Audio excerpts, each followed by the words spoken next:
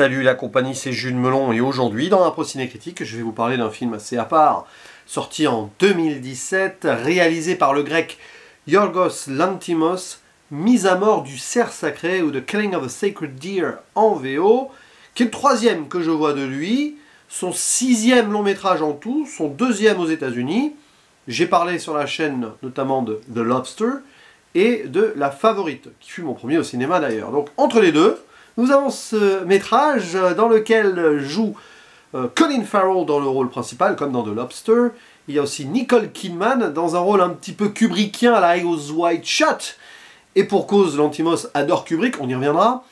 Nous avons également le jeune Barry Keoghan, qui peut-être s'est révélé avec ce rôle-là. Alors, il joue quelqu'un de 16 ans, mais il avait déjà plus de la vingtaine, hein, il me semble. Et les enfants du couple principal sont joués par Rafi Cassidy, que vous aviez vu dans Tomorrowland, qui avait débuté chez Tim Burton, et le jeune Sonny Sudic, qui sera ensuite à la tête d'affiche du 90s, fort sympathique, de Jonah Hill. C'est aussi la présence de Alicia Silverstone, vite fait. Alors, il s'agit d'un thriller plus ou moins fantastique, assez froid, clinique forcément, qui va alors dépeindre, si on veut déjà, le quotidien au début, assez calme et tranquille, mais en apparence, et assez artificiel aussi, d'une famille assez bourgeoise, dont le père, Steven, est chirurgien cardiologue, à qui tout réussit. Hein. On voit d'ailleurs une opération à cœurs ouverts au début, hein, peut-être justement pour mettre à nu les sentiments derrière. Ça, j'y reviendrai aussi, peut-être, à force de dire j'y reviendrai, des fois j'oublie des choses, hein, vous le savez, c'est ça un procédé critique, si vous me suivez, vous avez l'habitude. Bref, il vit tranquille avec sa femme, donc joué par Nicole Kidman, ses deux enfants, il n'y a rien qui dépasse, hein, franchement. C'est un peu American Beauty, mais autrement. Et un beau jour débarque un jeune, un adolescent, alors que le père chirurgien a pris sous son aile depuis le décès du paternel de ce jeune homme, enfin ado, dont il est indirectement responsable puisque ce monsieur est décédé durant une opération que menait Steven. Mais bon, depuis, l'enfant, enfin, il était probablement enfant au début, enfin, jeune ado, puis maintenant ado confirmé, il y a des relations entre les deux. Bizarre, hein, au début, on peut se poser pas mal de questions, père de substitution, tout ça. Il lui offre même une montre, bon, ok. Et on voit qu'il vient pas du même milieu, le jeune. Et il va s'immiscer un peu dans cette famille qui lui ouvre les bras, il s'entend très bien avec les enfants, mais derrière il va se passer quelque chose. On ne sait pas trop d'où ça vient, mais le fils va subir une défaillance physique, il va perdre l'usage de ses jambes, et il s'avère que ça va dégénérer et continuer à s'insinuer dans cette famille, des effets notamment sur les enfants, et on se demande d'où ça vient, mais très vite on comprend qu'il y a un lien. Voilà, en mode un peu théorème de Pasolini. Alors, j'ai pas vu le film encore, ce sera probablement le prochain Pasolini dont je parlerai sur la chaîne, mais que je connais de réputation et ça m'a fait penser à ça. Et Lanthimos, c'est sûr que là, il opère une transition entre The Lobster, univers un peu bizarre, mais on est plutôt transporté ici dans une réalité plus claire, on n'est pas dans une dystopie futuriste. Et donc, transition, disais-je, avec La Favorite, qui sera vraiment assez terre à terre, mais dans cet univers un peu aseptisé, faux, d'une société très huppée, pas le même pays, pas la même catégorie sociale non plus, mais quand même, et la même période. Mais là, c'est la mise à mort de la bourgeoisie américaine, surtout ce film. Et c'est assez savoureux sur certains points, mais c'est clairement un métrage qui va diviser, qui ne peut pas plaire à tout le monde, et moi-même, je suis un petit peu partagé dans le sens où ça m'a à la fois fasciné et impressionné sur certains points, la forme notamment, et agacé sur certains trucs niveau fond, niveau déroulé du truc, parce que tu le sens de toute façon, voilà, ça se suit. Je sais qu'il a été primé en tant que scénario au Festival de Cannes, pourquoi pas, j'ai trouvé celui de The Lobster plus ambitieux en soi, mais scénario ou pas, peu importe. Il faut lâcher prise, il ne faut pas essayer de chercher ça à comprendre. Twist, ou qui est responsable, qu'est-ce qui se passe là avec ces enfants. L'essentiel est ailleurs, mais le film veut trop nous mettre le point dessus. C'est ça que j'ai ressenti en fait. J'avais envie de faire abstraction de cette histoire, mais tu as l'impression que le film veut à tout prix nous raccorder à cette intrigue.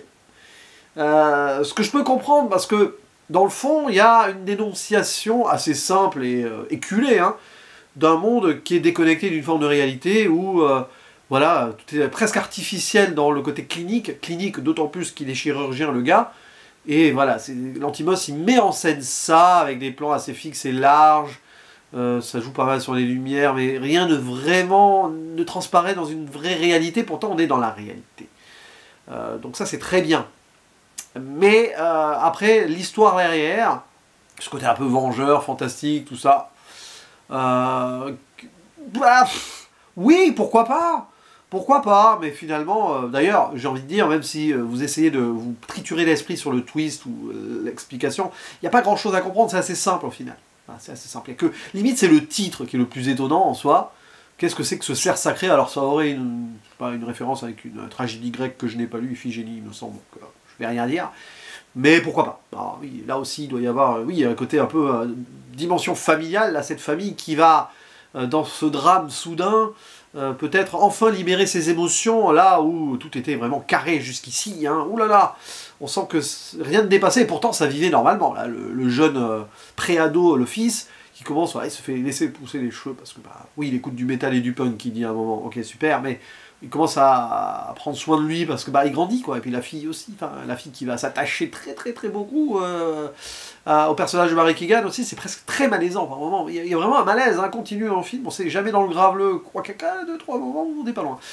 Il y a quand même des discussions, à un moment il y a le père qui dit quelque chose à son fils, et j'ai pas trop compris pourquoi il disait ça. C'est assez particulier, sur une révélation de quand il avait son âge quoi. Bon, bref... ça prouve que c'est quand même un milieu de base un petit peu bizarre, quoi.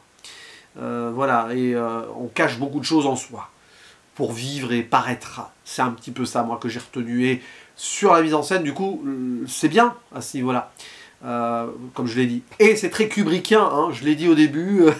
C'est vrai que Nicole Kidman, à un moment, avec le couple, ils s'embrassent, enfin, ils sont un peu ensemble. Il y a un plan à la Eyes Wide Shut, je pense, il y a un écho. Mais il y a aussi, évidemment, des travelling comme ça qui suivent les personnages, qu'on voit dans beaucoup de Kubrick, mais notamment Shining, parce que je crois que c'est le préféré de Lantimos. Bon, il aime beaucoup aussi Barry Lyndon, et ça on le verra dans La Favorite après. Oui, et c'est très... Est-ce qu'il a vraiment son style, Lantimos, à lui? J'ai envie de dire oui et non, mais il référence beaucoup. C'est un bien pour un mal parfois, ou peut-être un mal pour un bien, je ne sais pas, mais bon, après, il a quand même son cinéma à lui, Lantimos. Ça, je lui accorde, et j'aime bien ce que j'ai vu jusqu'ici de lui, mais vraiment, en fait.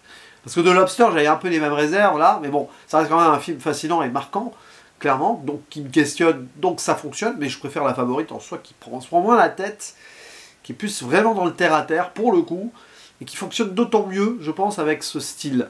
Là, je trouve que le côté, oui, délire un peu fantastique qui veut complexifier le scénario, ça n'apporte pas grand-chose à l'ambition cinématographique de l'ensemble. C'est presque un... de l'esbrouf à part qui te sort vraiment peut-être d'une appréciation globale absolue. Mais c'est mon point de vue. Après, vous avez le droit de ne pas le partager, parce que vrai, oui, le côté un peu mystique bizarre, c'est quand même fort, et puis ça amène à un choix à faire. Ça parle quand même de deuil, de sacrifice, c'est dur, mais on n'avait pas besoin forcément d'y aller sur ce plan-là. Il aurait pu avoir juste une incidence hasardeuse de la vie qui aurait mené à la même dimension tragique, tout en gardant ce principe-là. Mais voilà, en tout cas, mise à mort du cerf sacré, je vous conseille ce film, parce que c'est toujours quelque chose qui est intéressant à analyser aussi, mais à profiter, c'est du cinéma, on regarde et après on y réfléchit si on veut, et c'est le cas, mais là je mets que des bribes. Hein. Il y a un petit peu cette musique qui m'a un petit peu aussi décroché, parce que tu n'avais pas besoin de mettre de musique du tout, pas besoin de renforcer avec des cordes frottées, l'ambiance elle était là, vraiment. Mais ça reste assez, oui, passionnant, donc n'hésitez pas à dire en commentaire ce que vous en avez pensé si vous l'avez vu. Est-ce que vous aimez le cinéma de Yorgos Lanthimos? Et je finirai sur ce point. Très bientôt, c'est pour ça aussi que je l'ai vu là, va sortir, alors, en 2024 chez nous, un peu avant aux États-Unis, son prochain brûlot, pauvre créature, hein, je crois, Poor Things en VO, qu'on ira bien sûr voir certainement au cinéma, s'il est bien distribué, et si c'est le cas, j'en parlerai sur la chaîne. Allez, à vous la parole, et je vous dis à la prochaine, ciao.